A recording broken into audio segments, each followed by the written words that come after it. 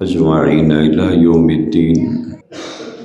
أما بعد فقد قال النبي صلى الله عليه وسلم أحب الأعمال إلى الله أدومها وإن قل أو كما قال عليه الصلاة والسلام. بزرگان محترم، عزیزان گرامی،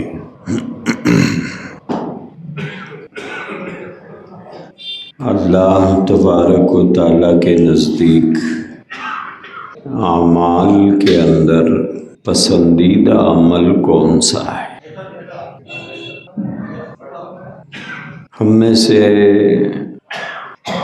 بہت سے لوگ اللہ کی توفیق سے بہت سے اچھے کام کرتے ہیں، لیکن اللہ کو اس کام میں کون سا طریقہ پسند ہے؟ اچھے کام تو ہو رہے ہیں، مثال کے طور پر نماز پڑھتے ہیں لیکن وہ پابندی سے نہیں پڑھتے ہیں۔ نماز تو پڑھتے ہیں لیکن وہ پابندی سے نہیں پڑھتے، یا نماز تو پڑھتے ہیں لیکن پورے نہیں پڑھتے، پوری نمازیں نہیں ہیں۔ کوئی فجر کی پابندی کرتا ہے تو ظہر کی نہیں کرتا، ظہر کی کرتا ہے تو عصر کی نہیں کرتا، کوئی عصر کی کرتا ہے تو مغرب اور عشاء کی نہیں کرتا، فرض پڑھتا ہے تو سنت نہیں پڑھتا۔ ہمارے ذہنوں میں یہ ہوتا ہے نماز تو پڑھ رہا ہوں میں، لیکن یہ خیال نہیں ہوتا کہ پوری نمازیں نہیں پڑھ رہا، یا جو نماز پڑھ رہا ہوں وہ نماز بھی پوری نہیں پڑھ رہا۔ آئے تھے جمعہ پڑھنے کے لیے لیکن 2 رکعت پڑھ کے چلے گئے، آئے تھے ظہر کی نماز پڑھنے کے لیے 4 رکعت فرض پڑھ کے چلے گئے، آئے تھے مغرب کی نماز پڑھنے کے لیے 3 رکعت پڑھ کے چلے گئے۔ ایسے بہت سے اعمال ہیں جو ہم کرتے تو ہیں لیکن وہ نامکمل کرتے ہیں۔ یہی حال روزے کا ہے، روزہ رکھتے ہیں نماز چھوڑتے ہیں۔ بہت سے لوگ ہیں رات بھر جاگتے ہیں کیونکہ رمضان کا جشن منانا ہوتا ہے، سحری کے بعد فجر کی نماز تک جاگنے کی اب ہمت باقی نہیں رہتی ہے، بولے تھوڑی دیر لیٹ جاؤں گا پھر فجر پڑھوں گا، تو پھر وہ لیٹنا ایسا ہوتا ہے کہ ان کی ظہر بھی خطرے میں پڑ جاتی ہے۔ فجر تو گئی، ظہر بھی خطرے میں پڑ گئی، اور تصور یہ ہے کہ میں روزے سے ہوں اور میں روزے دار ہوں، میں رمضان گزار رہا ہوں، نمازوں کا حال ایسا ہے، روزوں کا حال ویسا ہے۔ مسئلہ زکوٰۃ دینے کا آتا ہے، جب سے ہوش سنبھالا جب سے اللہ سے مانگنا شروع کرتا ہے، یہ دے دیجئے، وہ دے دیجئے، فلاں دے دیجئے، فلاں جگہ دے دیجئے، فلاں چیز دے دیجئے۔ جب سے ہوش سنبھالا ہے جب سے اللہ سے مانگتا ہے، اور اس وقت تک مانگتے رہتا ہے جب تک موت کا فرشتہ سرانے کھڑے نہیں ہو جاتا آگے، جب تک مانگتا ہے، کچھ نہ کچھ مانگتا ہے، عمر کے اعتبار سے، تقاضوں کے اعتبار سے، ضرورتوں کے اعتبار سے مانگتا ہی رہتا ہے۔ آخر میں موت کا فرشتہ سرانے آ کر کھڑے ہو جانے کا خطرہ اگر محسوس ہو تو تب بولتا ہے کہ اللہ تھوڑی زندگی اور دے دیجیے۔ جب سے ہوش سنبھالا جب سے اللہ سے مانگتا رہتا ہے، لیکن جب اللہ حکم دیتا ہے کہ میرے دیے ہوئے میں سے کچھ میرے نام پر دے لیا کر، سال میں 1 مرتبہ زکوٰۃ نکال لیا کر، تو اب اسے جان پہ آ جاتی ہے۔ بقرعید آ گئی، حکم آیا اللہ کا کہ میں نے تجھے بہت دے رکھا ہے، قربانی کر، تو اب دل آگے نہیں بڑھ رہا ہے، 10,000 روپے کا خرچہ ہے۔ دوستو غور کریے کہ نماز میں، روزے میں، زکوٰۃ میں کن چیزوں میں ہم کامل ہیں، کس چیز کی ادائیگی کے اندر ہم کامل ہیں۔ بعض لوگ نماز اتنی تیز پڑھتے ہیں کہ وہ 20 اوور کے میچ میں بیٹسمین اتنی پھرتی سے بیٹنگ نہیں کرتا ہوگا جتنی پھرتی سے یہ لوگ نماز پڑھتے ہیں۔ اللہ جانے کتنی مرتبہ سبحان ربی العظیم پڑھتے ہیں نہیں معلوم ہے، کتنی مرتبہ سبحان ربی الاعلیٰ پڑھتے ہیں نہیں معلوم ہے۔ بعض لوگ پڑھتے ہیں تو آواز تو آتی ہے، بازو والے کو کبھی محسوس ہوتی ہے، اتنا تیز تیز پڑھتے ہیں کہ موت کا فرشتہ آ کے کھڑا ہوا ہے اور مجھے نماز جلدی مکمل کرنا ہے، اتنا تیز پڑھتے ہیں۔ جو نماز پڑھتے ہیں وہ نماز بھی ایسی ہے، ایک تو نامکمل نماز، دوسرے جو نماز پڑھ رہے ہیں وہ بھی سنت کے مطابق نہیں۔ اللہ کے نبی علیہ الصلوۃ والسلام بیٹھے ہوئے تھے مسجد نبوی میں، ایک صاحب آئے، نماز پڑھی انہوں نے، شاید جماعت چھوٹ گئی تھی ہوگی، حضور علیہ الصلوۃ والسلام بیٹھے ہوئے تھے، دیکھ رہے تھے، نماز پڑھ کے وہ حضور کے پاس آئے ملاقات کے لیے۔ تو حضور نے ان سے فرمایا جاؤ نماز پڑھ کے آؤ، تم نے نماز نہیں پڑھی۔ کس کو حکم ہو رہا ہے؟ صحابی رسول کو، جاؤ نماز پڑھو، تم نے نماز نہیں پڑھی۔ ارجع فصلی فإنک لم تصلی، وہ گئے واپس نماز پڑھ کے پھر آئے۔ اللہ کے نبی نے فرمایا ارجع، لوٹ کے جاؤ واپس، نماز پڑھو، تم نے نماز نہیں پڑھی۔ جا کے پھر نماز پڑھی، پھر آئے تو حضور نے فرمایا جاؤ نماز پڑھو، تم نے نماز نہیں پڑھی۔ 3 مرتبہ ہو گیا۔ شاید انہوں نے اللہ کے نبی سے پوچھا یا رسول اللہ صلی اللہ علیہ وسلم میں نے تو نماز پڑھی ہے۔ اللہ کے نبی علیہ الصلوۃ والسلام نے ان سے فرمایا سنو بھی یاد بھی رکھو، صحابی ہیں، صحابیت کا درجہ اب قیامت تک کسی کو نہیں ملے گا، صحابیت کا درجہ اب قیامت تک کسی کو نہیں ملے گا۔ صحابیت اتنا بڑا درجہ ہے، سارے دنیا کے ولیوں کو جمع کر لیا جائے تو وہ پورے دنیا کے ولی مل کر ایک صحابی کے برابر نہیں ہو سکتے۔ تو انہوں نے اللہ کے نبی سے شاید پوچھا یا رسول اللہ میں نے تو نماز پڑھی ہے اور آپ بار بار مجھے لوٹا رہے ہیں۔ یہ بات انہوں نے نہیں کہی، میں کہہ رہا ہوں۔ صحابہ اتنا بڑا جملہ بھی حضور کے سامنے نہیں بول سکتے تھے۔ شاید انہوں نے حضور سے کہا کہ رسول اللہ آپ دیکھ رہے ہیں میں پڑھ رہا ہوں نماز، اور آپ فرما رہے ہیں کہ فصلی فإنک لم تصلی، نماز پڑھو، تم نے نماز نہیں پڑھی۔ اس وقت میں اللہ کے نبی علیہ الصلوۃ والسلام نے اس صحابی سے فرمایا صلو کما رأیتمونی اصلی، نماز ایسی پڑھو جیسے تم مجھے نماز پڑھتا ہوا دیکھتے ہو۔ میں کیسے پڑھتا ہوں نماز؟ بعض لوگوں کو رکوع میں ان کی طبیعت جھکنے آمادہ نہیں ہوتی تو صرف منڈی جھکا دیتے ہیں تھوڑی سی۔ آج تک رکوع کرنے کا سلیقہ نہیں آیا، یا سلیقہ نہیں سیکھے ہم لوگ، یا پھر ایک فارمیلٹی کے طور پر ہم نماز پڑھ رہے ہیں۔ نہ رکوع صحیح ہے نہ سجدہ صحیح ہے، رکوع میں سے اٹھتے بھی نہیں، سجدے میں چلے جاتے، پتہ نہیں ربنا لک الحمد پڑھتے بھی ہیں کہ نہیں پڑھتے ہیں۔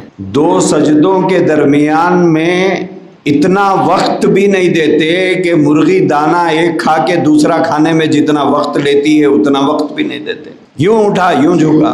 ارے اللہ کے بندے، دونوں سجدوں کے بیچ میں ایک دعا سکھائی ہے، حضور نے سیکھی ہے کہ نہیں سیکھی ہے؟ مصلی تو مصلی، بعض مسجدوں میں اماموں کی بھی یہی حرکت ہے، اور ویسے امام مصلیوں کو بڑے پسندیدہ ہیں کہ مول صاحب بہت فاسٹ نماز پڑھاتے، بھائی وہاں جا کے پڑھیں گے۔ تراویح کے لیے ایسی مسجد کا انتخاب کرتے ہیں 8:30 بجے شروع ہو جائے، 9:30 بجے ختم ہو جائے۔ فرض ادا ہو رہا ہے یا قرض ادا ہو رہا ہے؟ تو اس صحابی رسول سے اللہ کے نبی علیہ الصلوۃ والسلام نے فرمایا صلو کما رأیتمونی اصلی، نماز تم نے ضرور پڑھی ہے لیکن ویسی نہیں پڑھی ہے جیسے تم مجھے پڑھتا ہوا دیکھتے ہو، نماز ایسی پڑھو جیسے میں پڑھتا ہوں۔ تو اللہ کو وہ طریقہ پسند نہیں ہے جو طریقہ ہم لوگوں نے اپنایا ہوا ہے۔ نماز کا یہ حال ہے، زکوٰۃ کا حال یہ ہے کہ کچھ پیسے نکال لیے اور سمجھ لیا کہ میں نے زکوٰۃ نکال دی۔ بولے اب 1 لاکھ روپے زکوٰۃ نکالنا ہے، کہاں سے نکالیں گے بھائی؟ سونے کی قیمت گزشتہ سال 50-60 ہزار روپے تھی، اب تو 1.5 لاکھ روپے ہو گئی۔ اب جس کے پاس سونا ہے ان کو تو زکوٰۃ تو اس سال ڈبل سے بھی زیادہ نکالنا پڑے گا۔ گزشتہ سال اگر 50,000 زکوٰۃ نکلی تھی، اب تو 1 لاکھ سے زائد نکلے گی۔ بولے اللہ معاف کرنے والے ہے، چھوڑو۔ زکوٰۃ اس طرح ادا ہو رہی ہے، نامکمل زکوٰۃ ادا ہو رہی ہے، بغیر نمازوں کے روزے ادا ہو رہے ہیں، کسی کی فجر چھوٹ رہی ہے تو کسی کی ظہر چھوٹ رہی ہے. عمرے کی نیت سے ہزاروں لوگوں کو جاتے ہوئے ہم لوگ دیکھ رہے ہیں. ملاقاتیں کر کر کے لوگ پھول پہن کے دعوتیں کھا کے عمرے کے لیے جا رہے ہیں. لیکن پرانی بیماری ختم ہونا آسان نہیں ہوتا ہے. جگہ بدلنے سے بیماری نہیں بدلتی. جگہ بدلنے کی وجہ سے بیماری نہیں بدلتی. شوگر کا مریض امریکہ جانے سے اچھا نہیں ہو جاتا, وہاں پر بھی وہ شوگر پیشنٹ ہی رہتا ہے. آسٹریلیا جانے کی وجہ سے وہاں کی آب و ہوا کی وجہ سے اس کی بی پی ختم نہیں ہوتی, وہ بی پی پیشنٹ ہی رہتا ہے. جگہ بدلنے کی وجہ سے طبیعت نہیں بدلتی, مزاج نہیں بدلتا, مرض نہیں ختم ہوتا.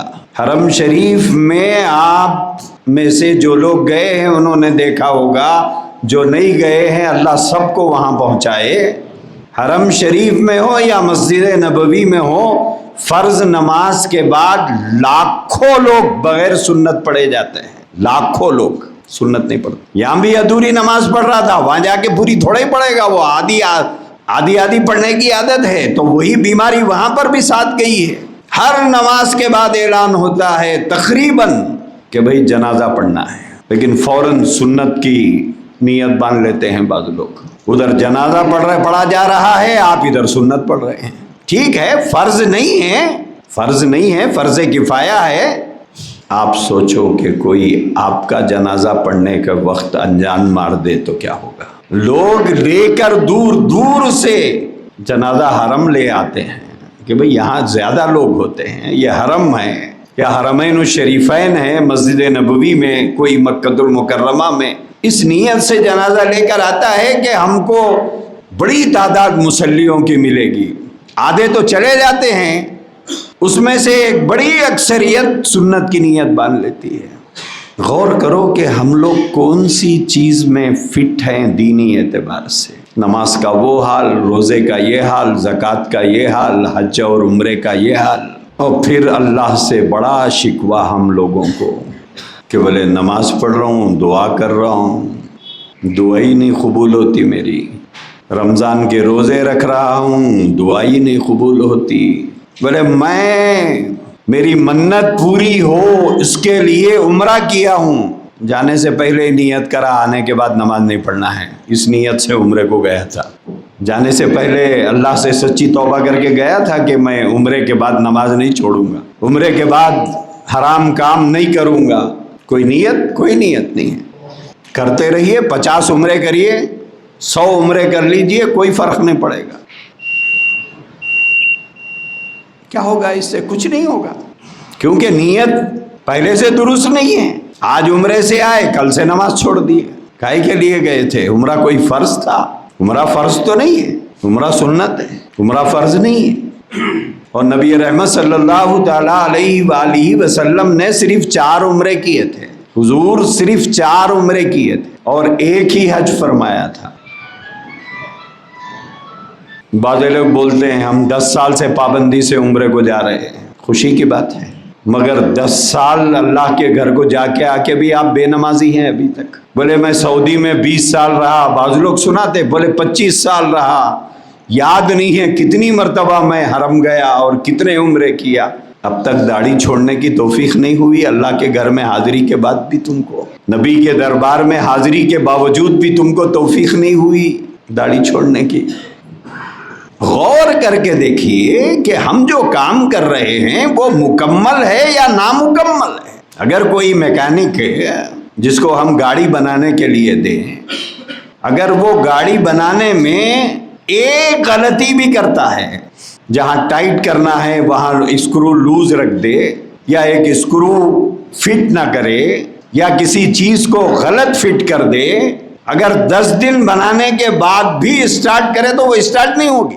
ارے بولے وہ کاربیٹر میں ایک چیز لگانا تھا وہ بھول گیا میں. جب ایک چیز میکینک غلط فٹ کر دے تو گاڑی اسٹارٹ نہیں ہوتی. پورا گھر کی وائرنگ کرنے والا الیکٹریشین اگر کہیں پر ایک غلطی کر دے تو گھر میں لائٹ نہیں آتی. اور ہم نماز میں غلطی کریں, روزے میں غلطی کریں, زکوٰۃ میں غلطی کریں, حج میں غلطی کریں, تو کیا نتائج ویسے آئیں گے جیسے آنا چاہیے؟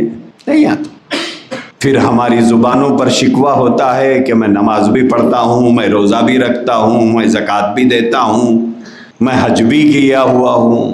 دوستو، کام کرو، صحیح کرو، نماز پڑھو، صحیح پڑھو۔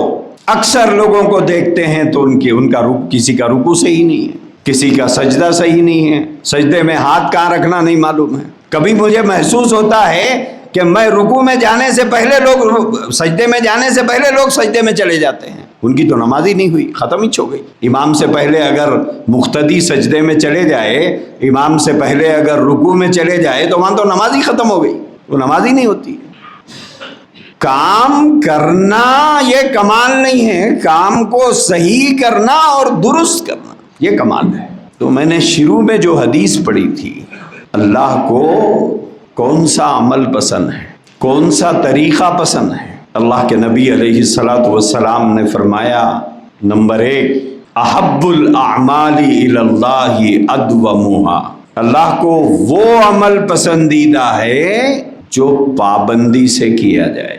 آج نماز پڑھا، کل چھوڑ دیا، ظہر پڑھا، عصر چھوڑ دیا، مغرب پڑھا، عشاء چھوڑ دیا، اللہ کو نہیں پسند ہے۔ روزہ رکھا، نماز چھوڑ دیا، ایک فرض ادا کر رہا، دوسرا فرض چھوڑ دے رہا، اللہ کو پسند ہے؟ اللہ کو نہیں پسند۔ احب الاعمال الی اللہ ادومها، حضور فرماتے ہیں اللہ کو پسندیدہ وہ عمل ہے جس کو پابندی کے ساتھ کیا جائے۔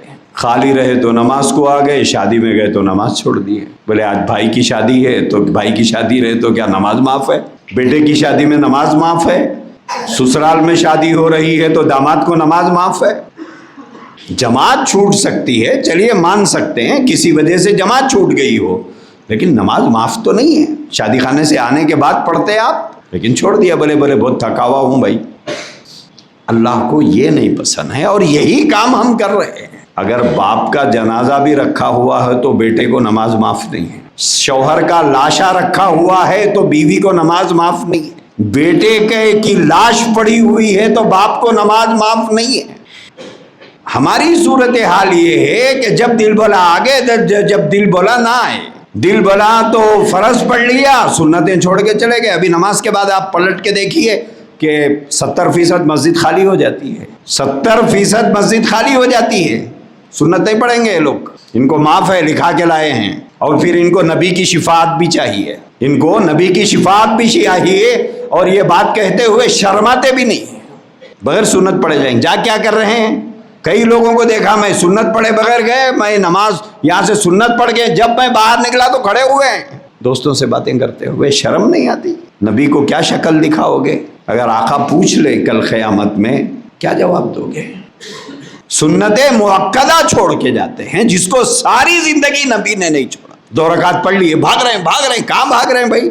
امبانی ہیں آپ؟ وزیر اعظم ہیں آپ؟ کون ہیں آپ؟ اگر وقت کا بادشاہ بھی اللہ آپ کو بنا دے تب بھی آپ کو پوری نماز پڑھنا ہے۔ تو اللہ کے نبی علیہ السلام نے فرمایا، احب الاعمال الی اللہ ادومها، اللہ کو پسندیدہ وہ عمل ہے جو پہلی بات پابندی سے کیا جائے۔ چھوڑ پکڑ، چاند دکھتے ہی داڑیاں چھوڑ لیتے، چاند دکھتے ہی داڑیاں کاٹ لیتے۔ حدیث پہلے ہی بتا رہی ہے، بولے یہ عمل کی کوئی حیثیت نہیں، تیری نیت تو شروع سے داڑھی کٹانے کی تھی۔ فارمیلٹی کی داڑھی کا کوئی نتیجہ نہیں ہے۔ یہ جتنے خشخشی داڑیاں ہیں اس کا کوئی اعتبار نہیں۔ بعض لوگ کہتے ہیں فلاں صاحب نے فلاں کتاب میں لکھا ہے، نہ فلاں صاحب کا ہمارے پاس کوئی اعتبار ہے، نہ فلاں صاحب کی کتاب کا کوئی اعتبار ہے، ہمارے پاس تو رسول اللہ کے عمل کا اعتبار ہے، ہمارے پاس تو صحابہ کرام رضوان اللہ تعالی علیہم اجمعین کے عمل اور طریقے کا اعتبار ہے، ہم فلاں چلا چنی کو نہیں مانتے۔ اللہ کے نبی نے فرمایا پسندیدہ عمل وہ ہے پابندی سے کرو، نماز پڑھو پابندی سے پڑھو، روزہ رکھو پابندی سے رکھو، زکوٰۃ دو پابندی سے دو، صدقہ خیرات کرو پابندی سے کرو، غریبوں یتیموں بیواؤں محتاجوں کی مدد کرو پابندی سے کرو۔ آگے اللہ کے نبی نے دوسری بات جو فرمائی، کروڑوں سلام ہو، کروڑوں رحمتیں نازل ہو آقا دو جہاں صلی اللہ علیہ وسلم پر، وہ ہماری کمزوریوں کو جانتے تھے۔ آپ علیہ الصلوۃ والسلام نے آگے فرمایا وَإِن قَلَّ، کیا پیاری بات فرمائی. وہ جو عمل جو تم کر رہے ہو پابندی سے کرو، یہ پہلی بات فرمائی. دوسری بات فرمائی اگرچہ کہ تھوڑا کرو مگر پابندی سے کرو. تھوڑا کرو پابندی سے کرو، کیونکہ امت کا حال معلوم تھا. 50 نمازوں سے اللہ نے دی تھی تو جا کے درخواست کر کے 50 کو 5 پہ لے کے حضور آئے تھے. ایسے ہی وہ ہمارا حال جانتے تھے، تو حضور نے اس لیے فرمایا عمل چھوٹا کرو. پہلی بات پابندی سے کرو. وَإِن قَلَّ، اگرچہ کہ وہ چھوٹا عمل کیوں نہ ہو پابندی سے کرو. بعض لوگ جمعہ نماز کھڑی ہوتی ہے، بعض لوگوں کو وضو بنانا ہوتا ہے، ایسا فاسٹ وضو بناتے ہیں کیونکہ رکعت چھوٹ جانے دینا بھی کیا ہو گیا. اگر ایک رکعت چھوٹ جاتی ہے تو کیا حرج کیا ہے اس میں؟ آلٹرنیٹ رکھا ہے نا اللہ نے. بعد میں اٹھ کے بولے بعد میں اٹھ کے کھڑے کون پڑھتے؟ ارے تیرا وضو ہوا یا نہیں ہوا؟ کونیاں بھیگی نہیں بھیگی؟ پیر پورے دھلے یا نہیں دھلے؟ انگلیوں کے بیچ میں پانی صحیح پہنچا یا نہیں پہنچا؟ وضو پورا ہوگا تو نماز پوری ہوگی نا. لیکن بولے وہ ایک رکعت کھڑے کے پڑھنا پڑے گا، اس سے بچنے کے لیے ادھورا وضو کر کے آئیں گے. اس لیے دوستو اللہ کے نبی نے فرمایا اللہ کے نزدیک پسندیدہ عمل وہ ہے جس میں 2 چیزیں جمع ہو. پہلی چیز پابندی ہو، پابندی سے کرو. وَإِن قَلَّ، دوسری بات فرمائی اگرچہ کہ وہ عمل چھوٹا ہو. عمل چھوٹا ہے لیکن پابندی ہے اس کے اندر، مواظبت ہے اس کے اندر، تسلسل ہے اس کے اندر، کنٹینیو کرتا ہے، چھوڑتا نہیں ہے. اللہ کو ایسا عمل کرنے والا پسند ہے. اللہ کو ویسے پسند نہیں ہے جیسے اکثر لوگوں کی عادت ہے کہ آج کرے تو کل نہیں کریں گے، صبح کرے تو شام میں نہیں کریں گے. فجر پڑھے تو ظہر چھوڑ دیا، ظہر پڑھے تو عصر چھوڑ دیا، فرض پڑھے تو سنت چھوڑ دیا، سنت پڑھے تو نفل چھوڑ دیا، عشاء پڑھا تو وتر چھوڑ دیا. وتر تو واجب ہے. عشاء کی نماز پڑھے 4 رکعت ہو گئی، چلے جا رہے ہیں. اور دنیا کے اتنے مصروف لوگ ہیں ہم لوگ، دعا کر لینے کے لیے بھی وقت نہیں ہے ہمارے پاس اتنا وقت نہیں ہے. اتنے مصروف ترین بیکار لوگ ہیں ہم لوگ کہ نماز پڑھ کے اٹھ کے بھاگ رہے ہیں. لوگ کہاں جا رہے ہیں بھائی؟ نہیں میں ذرا بزی ہوں. اب جس کو اپنی خبر کے لیے، اپنی جنت کے لیے، اپنے آپ کو جہنم سے بچانے کے لیے دعا کرنے کا جس کے پاس وقت نہ ہو، اس کے لیے کون دعا کرے گا؟ بولے امام صاحب کرتے. امام صاحب کی ڈیوٹی لگا رکھی ہے آپ نے. غور کرو کیا یہ نہیں ہو رہا ہے؟ ہماری نمازیں ادھوری، ہماری نمازیں نامکمل، ہمارے روزے نامکمل، ہماری زکوٰۃ کی ادائیگی کا طریقہ نامکمل، سب نامکمل. اب آپ بتائیے کہ جو نتیجہ ہم چاہ رہے ہیں وہ نتیجہ کہاں سے آئے گا؟ نتیجہ نکلے گا کہاں سے؟ الیکٹریشین سے ایک غلطی ہو جائے، میکینک سے ایک غلطی ہو جائے، پلمبر سے ایک غلطی ہو جائے تو وہ گاڑی اسٹارٹ نہیں ہوتی، یا کرنٹ چالو نہیں ہوتا، نلوں میں پانی نہیں آتا، ایک غلطی کی وجہ سے. اور یہاں تو ساری زندگی سر سے پیر تک غلطیاں ہی غلطیاں ہیں. نتیجہ کہاں سے آئے گا؟ اللہ تعالیٰ سے دعا فرمائیے اللہ تعالیٰ ہم کو ایک سچا اور پکا مومن بنائے اور اس کے مرضیات پر کے مطابق زندگی گزارنے کی اللہ ہم کو توفیق عطا فرمائے. وآخر دعوانا الحمدللہ رب العالمین.